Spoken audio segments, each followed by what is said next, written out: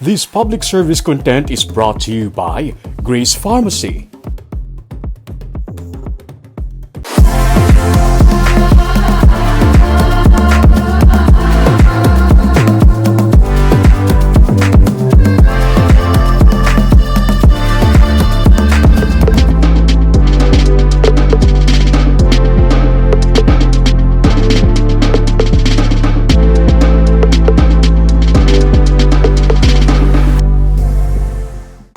Halin sa pagka-rider karon mga rescue volunteer sila nga nagabulig sa mga nagaka-aksidente sa dalan ilabi na kun gabi.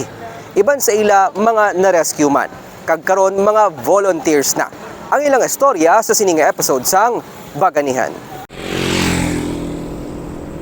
Nobyembre sang nagligad nga tuig, natumba ang motorsiklo nga ginasakyan sang call center agent nga si Edeline Valeriano. Ang 30 anyos nga si Jason Lumontad nga isa sa mga volunteer emergency responders sang Road Savers Rescue amusad tong nagbulig sa iya tubtob nga nadala siya sa ospital para mapabulong ang iya na angkon nga mga pila sa butkon kag lawas. Bako sa tungang gabi and since luckily nga na nakilala ko nga may mga responder ko nga friend, gitawagan ko sila para i-rescue ko kay hindi ko katindog na igod din ako no and then there's a side ko. And damo tong first ko gid nga disgrasya ever in my life. Doon ka memorable gid siya bala and tungod nga naging part ko sa isa ka pag-responder. Kamo to sir tong gabi tumo 12. Do ka fulfilling bala nga may saligan ka nga tao. Wala ka kaisahan nun. Wala ka kaisahan nun. Budlay may sanan. Si Jason isa ka security guard kag naga-sideline man bilang delivery rider.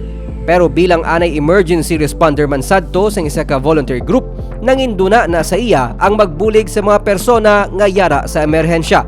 Kapoy bigit sir kay siyempre ako as a security guard ko sa agabi, pag out ko na ma-maxim ako. So kung kung may tawag lang may operational kami nga ginatawag, tagaan kita mo sa team po sir no, makita ang mga kaka-encourage nila sa imo sir na do kanami man lang tawon nga muna gabulig lang sila. So doon nasulod man sa pinsaron ko nga kuhay nga ako nga galibot ko sa dalan nga ga-delivery ko as a maximum delivery. So kung may malabyan lang ko, so buligan na lang. Bangod sang dedikasyon ni Jason, nagganyat man si Edeline nga manginkabahin sang road saver. Kubla nga kung may knowledge kagay ikaw sa madisgrasya, hindi ka dali-dali magpanik kay kabalo ka kung ano nahon mo. Di sir na nga mo to na nagugid nga namin nga may knowledge ka nga maging rescuer miski volunteer lang or miski gamay lang nga knowledge para miski sa self mo ma-apply mo man sir. Suno kay Orville Villaflor, anay radio operator sang City Disaster Risk Reduction Management Office nga karon nagaserbe nga advisors ang grupo na paminsaran nila ang magbulig agud mabuhinan ang kabudlayan sa mga medical personnel sang syudad kag sa mga ospital ilabi na karon nga pandemic. So, I was willing to help naman nga sila makabulig pero in a proper way. Wala sang competition, wala sang paiya-iya, wala sang pataas-taas. Kundi nga tanan available para maka-compensate sang need sang bakulod nun. Kay ta subong tungod sa pandemic. Ako ka-experience ko na ang aton nga DRRM mo Emergency Medical Services sambot na. Sa edad nga 52 anyos, ginabaki-baki man ni Orville ang oras sa kaugalingon nga negosyo kag bilang volunteer. Siya man ang masami nagahatag sang lecture kag seminar sa katapo sang road saver kag sa mga panibag-o nga recruit ukon volunteer. Ito nag-start ko voluntaryo year 1990 mo. Voluntaryo lang na. Una-una sa fire. Nag-inspire sa ako is makabulig ka sa tao. Kag ang natabo sa pamilya ko nga linyada sa mga high blood. Kinanlan pero may maka-assess ka sa patient kung ano nang sitwasyon, rapid transport mo sa ospital. Pagti amo na hospital accommodation. Hindi man niya manigardi subong sa aton, hindi nga ginakulang ang aton ospital tungod ni sa pandemic. May isa pa lang katuig ang grupo. Tanan sila, mga riders kag subong, mga volunteers na kag nagapang-rescue sa dalan. Palarehos ang hilig kag palarehos ang tinutuyo nga makabulig sa mga naaksidente sa dalanon. Bisan wala sang balik nga bayad o kon anuman nga pabor ang mga volunteer, ginakalipay ni Vic Anthony Amulato Sr. nga makabulig sa iya pareho bilang volunteer kag delivery rider. Suno sa iya, madamo na siya sang nasaksihan nga mga aksidente sa dalan. O galing bangod wala man siya sadto sang ihibalo kag training, wala man siya sang nahimo nga bulig. Amo nga karon nanginbugal sa iya nga makabulig bisan sa mga kasubong niya nga rider nga yara sa medical emergency. Para sa reported nga lapit sa akon sin sa mga time nga delivery nga lapit sa akon. Kung lapit man sa akon, nara gina willingness para makabulig sa pareha. Hindi man nagro malikawan ng questions of priorities, no?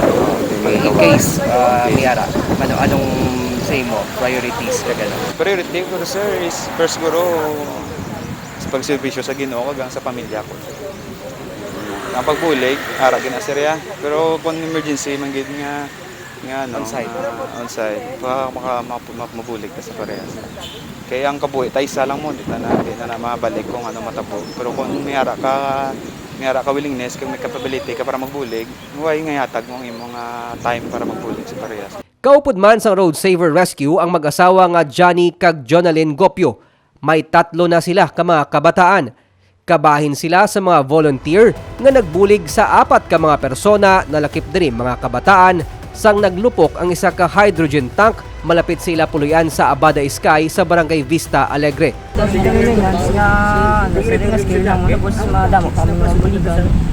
Kaya mo niya mo gusto mga makabulig. Ay taga-bata lang kami. Basta na sa area, sir. Basta ng kaya na mo. Bisan sa mga ano lang ang pamahal. Suno sa grupo, wala man sa edad o kon eksperyensya ang makabulig sa mga persona ilabi na ang yara sa ital-ital. Ang importante, ang dedikasyon nga makabulig. Magtuon pinagi sa training tuoy sa emergency response kag may pagrespeto sa pareho.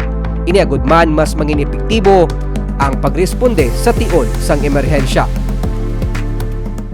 Hindi mo kinahanglan mangin gamhanan o kon may ikasarang agod makabulig sa imo isig katawo. Bisan ako o kon ikaw, pwede mangin baganihan. Ako si Nico Delfin, magadala sa mga istorya sang paglaom kag pag-asa sa kada simana.